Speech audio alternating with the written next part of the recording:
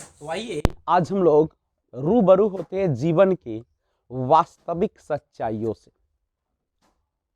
जब आप सुबह का समय है और आपकी आंखें खुलती है और सबसे पहला आपकी आंखों को जो दर्शन होता है आसपास के माहौल, और उस माहौल में भी सबसे पहला जो आप रूबरू होते हैं वह अपने घर और परिवार से। जरा सोचिए, आपकी नींद खुली है, आप सुबह का बेहतरीन एक सुंदर सा नज़ारा आपके सामने है और आप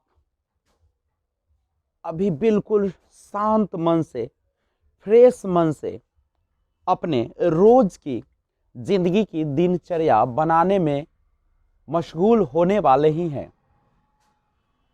और उसी दौरान आपके जीवन की अनसुलझी हुई कहानी, आपके घर की परिस्थिति, आपके माता पिता की स्थिति, आपके आस पड़ोस के लोगों की हालात कुछ समय के लिए अगर विचलित कर दे तो क्या गुजरती है एक मानव के ऊपर।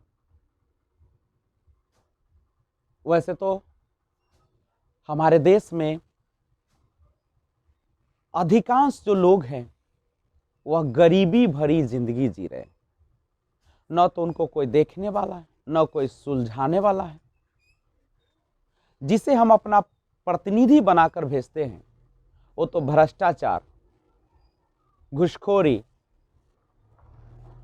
और लोगों को गुमराह करने में व्यस्त हैं। तो एक इंसान जिसने भी आंखें खोली है सुबह कि आज का दिन उसके लिए अच्छा हो, शुभ हो, और उसके उठते ही घर की जो हालात है, कभी पैसे का टेंशन, कभी जानवरों को पालने का टेंशन, तो कभी घर को बनाने का टेंशन, न जाने कितने तनाव उस सुबह उसे अपने माता पिता, अपने भाई बहन से सुनने को अगर मिलने लगे तो इंसान क्या आगे बढ़ेगा, वह क्या कर पाएगा। एक इंसान जो सारी परिस्थितियों से जूझना चाहता है, लड़ना चाहता है, लेकिन उसके अपने ही मजबूर कर दे,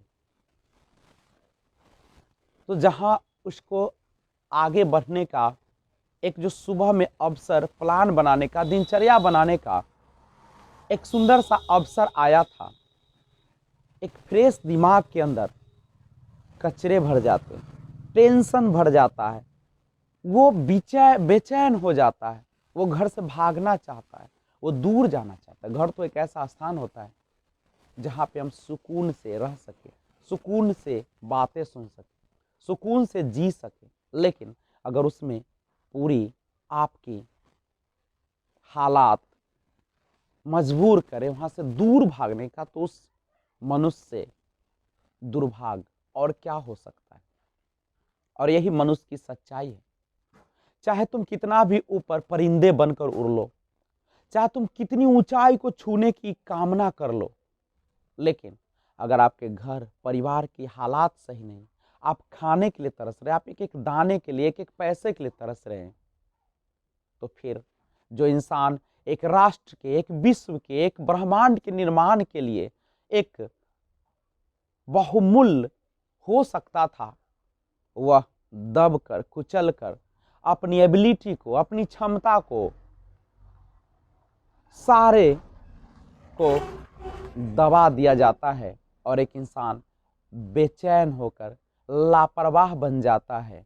और जो इस सृष्टि को मिलना चाहिए था, जो उसके पास क्षमताएं थी, उससे लोग वंचित रह जाते।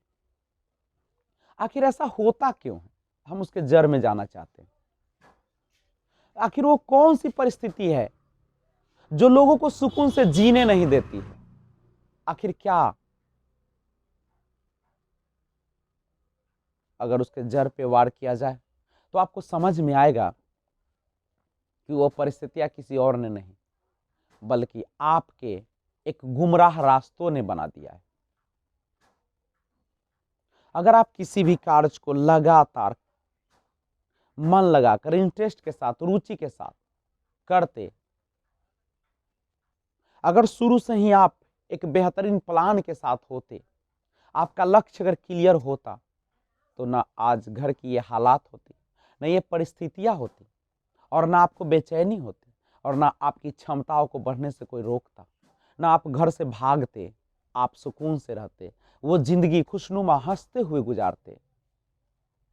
तो क्यों ना हम किसी समस्या के जड़ पर ही काम कर दे, क्यों ना हम अपने लक्ष्य को निश्चित करें, अपने घर के हालात को सुधारें, अपने परिवार के हालात को सुधारें, ताकि सबके चेहरे पर एक मुस्कान आ सके, एक हंसी आ सके। तो अगर जीवन की कड़वी सच्चाई से कितने दिन आप भागे, आप कब तक घर से भागे चले, आपको आखिर रहना तो उसी घर में। तो हम आज से प्रण ले कि जो जीवन की सच्चाई है, जो कड़वी सच है, हम उसका सामना करें और अपने दिमाग को शांत करके दूसरे की परिस्थितियों को समझते हुए, दूसरे के हालात को समझते हुए हम अपने परिवार को संगठित, व्यवस्थित, क्रमबद्ध रूप से चलाकर उनको एक मुस्कान दे सके। और इसी के साथ मैं आपसे विदा चाहता हूं। तो जीवन की सच्चाई से भागिए नहीं, जीवन की सच्चाइयों से लड़िए, सामना कीजिए, तभी आपकी समस्याएं दूर हो सकती है। Thanks for watching.